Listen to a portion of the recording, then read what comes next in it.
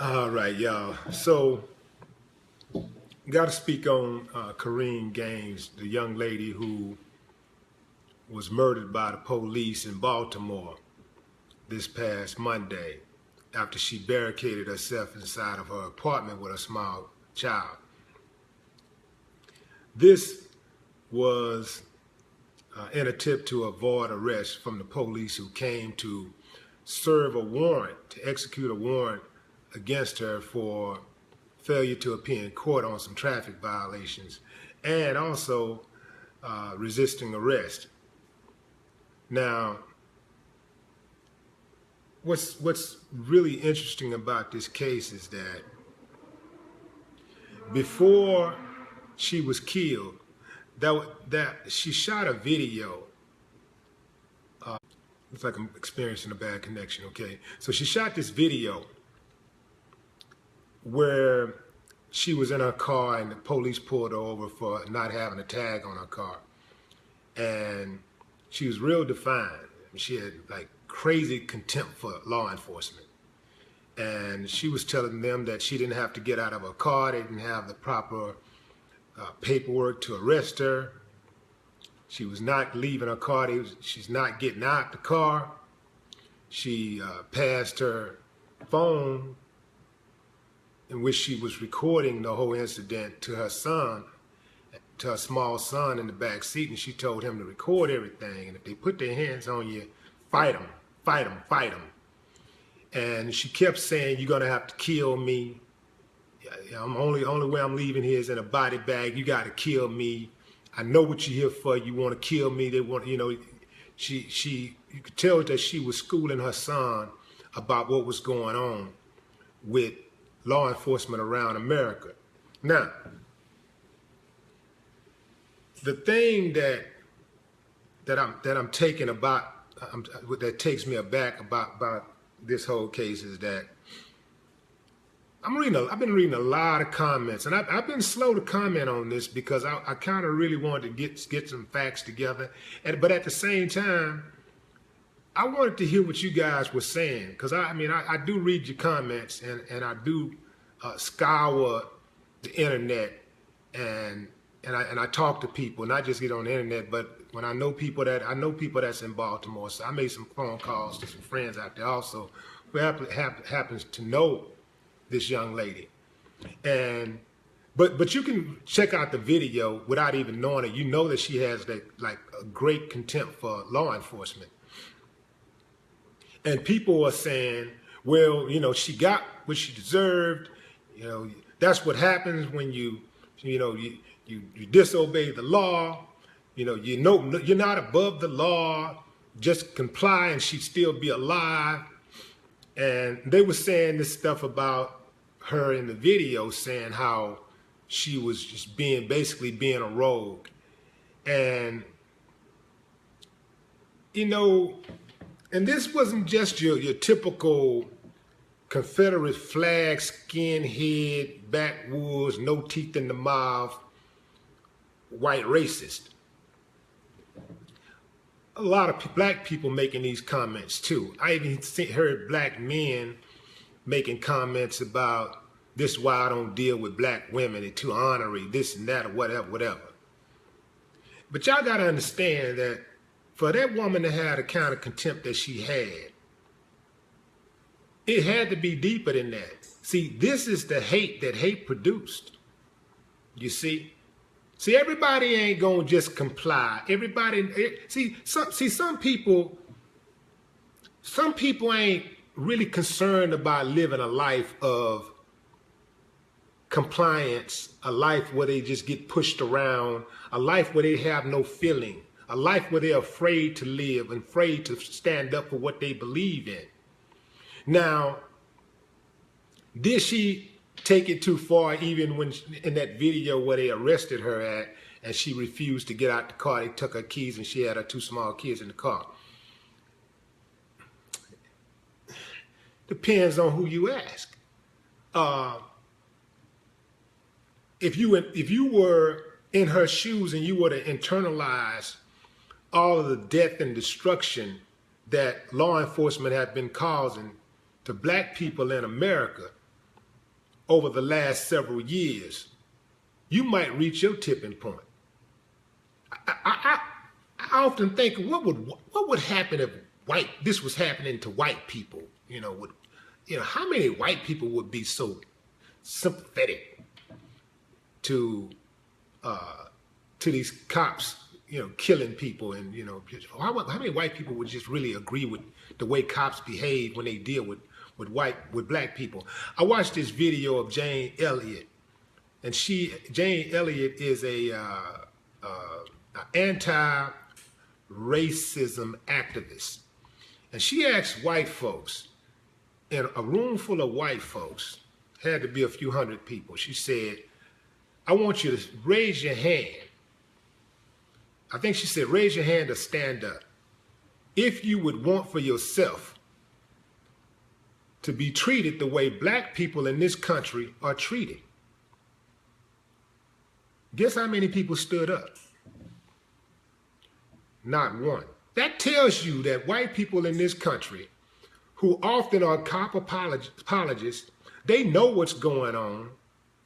They know that there's discrimination against black people. They know that the cops treat black people differently, but they refuse to acknowledge it because, for whatever reason, they just refuse to acknowledge it. They remain silent for whatever reason. This was the result of the hate that hate produced. Let's not play with this, man. Let's stop dancing around these issues and stop trying to kumbaya this shit. We got a serious problem with specifically white males being hired in America to become law officers. Officers of the law, specifically white males, racist white males are killing us. Killing. They are being hired to kill. They're coming on the job to kill. They're being recruited to kill. They are the new KKK. They traded in their sheets for blue suits, badges and guns, so they could legally get away with it. So that's the hate that hate produced. That was one person that just reached a boiling point and said, fuck it, I'd rather die than to continue living like this.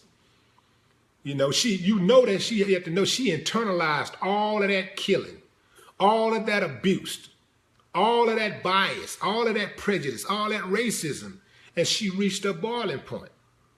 Now, to me, she more of a man than most of you motherfuckers out there is. Because a lot of you motherfuckers out there gang banging, y'all out there killing, kill a black man in a heartbeat, just like that. Somebody bump into you, I don't like that nigga. Bam, bam, bam, bam. I don't like him. Just bam, bam, bam. I don't like him. But the cop will call your mama a bitch. The cop will manhandle your daughter in a swimsuit. The white cop manhandle your daughter in a swimsuit. Put a case on you. A bogus ass case on you, harass you in your own that same neighborhood. You run around screaming, throwing it up for that you will kill the other dude for your so-called enemies for.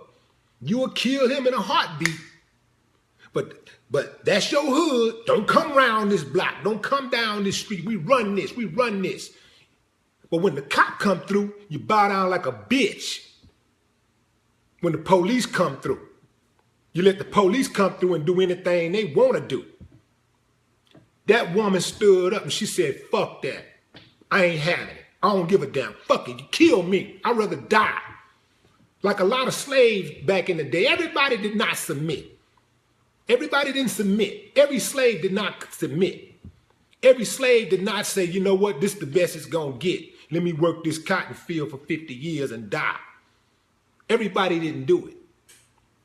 Some people fought back, and some people didn't just die. Some people killed. Some slaves killed. Said, fuck that. We tired of it. We ain't having it no more. I salute that woman. I salute her. Because a lot of you motherfuckers out there, you'll die just because, but you won't die for a cause. Do you understand what I'm saying? You will die just because, but you won't die for a cause. I got more respect for her than I have for a lot of you motherfuckers out there. Real talk. Black people especially running around here, talking bad about this woman. Black men talking down about this woman. That's why I don't ditch. Look at she got an attitude like black women. Shut your sissy, foul, coon ass up. You're a fucking disgrace. Korryn Gaines, I salute you. And every other woman out there that got more fucking nuts than some of these dudes out here. I salute y'all. Black Lives Matter. The women that started that, the people that started that, these are women.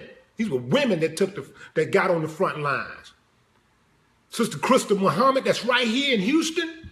That's a woman. Got more fucking nuts than most of you motherfuckers out there running around acting like you a real dude. Running around throwing these signs up, killing each other. Throwing these signs up, throwing these colors up. Over stupid shit, dumb shit. Going out there getting 50 years for nothing. What you in jail for? Oh man, I killed a fool for some Jordans. What you in jail for? Oh man, I slung some dope, man, and got caught, with a couple of bricks. What you in here for? What you in here for? What you die for? What did you die for? Stupid shit. At least she died for a cause and not just because. Died for something she actually believed in. Something that was honorable. And I don't care what nobody say. Them motherfucking cops in Baltimore, they're dirty, and they went there to kill that woman because they knew what kind of woman she was dealing with. And oh yeah, guess what? Facebook helped them get rid of the evidence.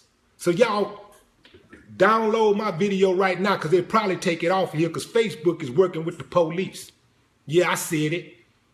Y'all didn't know that, did you? She was live streaming. She was live streaming the standoff for evidence. So she could show y'all, she could show the world what was going on. Facebook, the police called Facebook and made Facebook shut her account down. After they shut her account down, 1 hour later, the woman was dead.